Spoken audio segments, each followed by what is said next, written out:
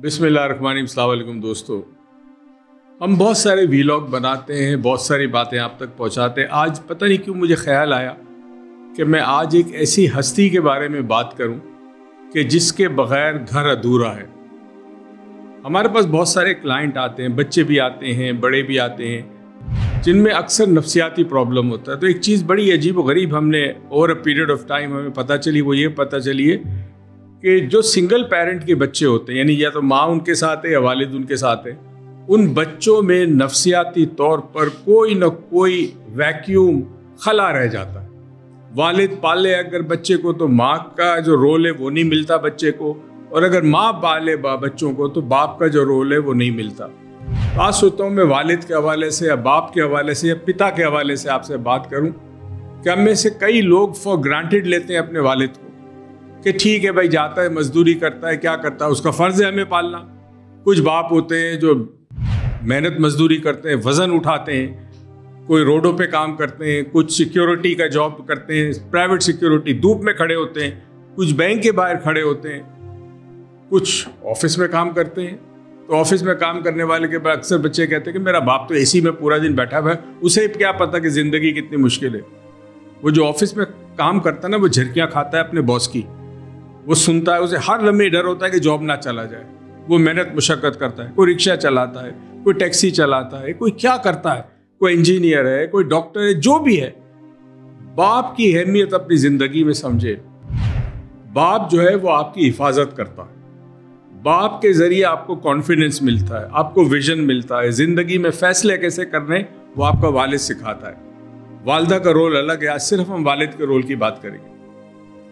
असल में ये बात आज क्यों मैं कर रहा हूँ आपसे, कुछ दिनों पहले जो सानिया हुआ है कारसाज पे, उसमें एक वालिद की जान चली गई है। अब वालिद गरीब हो, पापड़ बेचता हो, चिप्स बेचता हो या पढ़ा लिखा हो, वालिद का मकाम अपनी जगह पर है। अब जो कुछ भी हो जाए वो वालिद वापस नहीं आ सकता। सारी जिंदगी बच्चे जो हैं वो अपने वालिद को मिस करेंगे। मेरे वालिद भी नहीं है, वालिदा भी नहीं है। कभी कभी मैं सोचता हूँ कि जब मेरे वालिद हयात थे और मुझे कोई मुश्किल आती थी ना, मैं उनके पास जाता था, अब्बू मैं क्या करूँ, इसमें ये मसला हो गया। अब जब कभी कोई मुश्किल आती है, कोई परेशानी आती है, मैं सोचता हूँ किसके पास जाऊँ। अल्लाह से तो इंसान दुआ करता है, मगर अल्लाह के साथ टू वे कम्युनिकेशन तो नहीं हो सकता ना। वालिद के साथ तो टू वे कम्युनिकेशन होता था। जब तक आपके वालिद हयात हैं उसकी कदर करें, चाहे वो ऑफिस में काम करता हो, कहीं पे भी काम करता हो।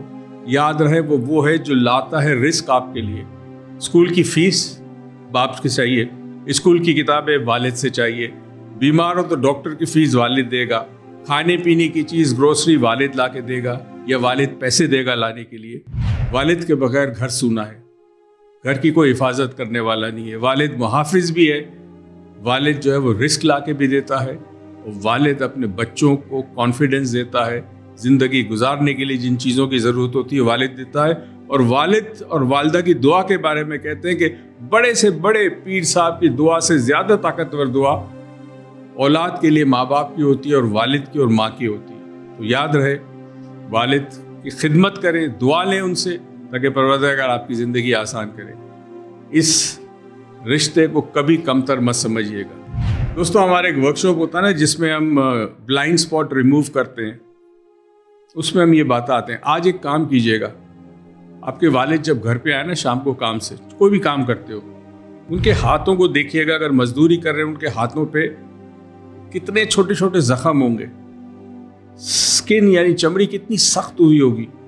उनके कॉलर को देखिएगा, हो सकता है कॉलर जो है उसके अंदर पसीने की वजह से एक धारी सी बन गई हो। और अगर ये कर सके तो आपको एहसास होगा कि आपके वालिद आपके लिए क्या करते हैं।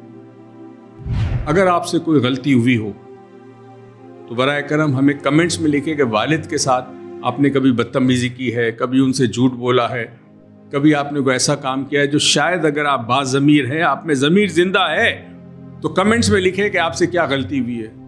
हमें भी लिखें और अपने वालिद के पैर पकड़कर, हाथ चूमकर उनसे माफ़ी मांगे। याद रहे, इस दुनिया में भी अल्लाह ताला आपको नवाजेगा और आखिरत में तो बहुत बड़ा मकाम होगा। अल्लाह हाफ़िज़।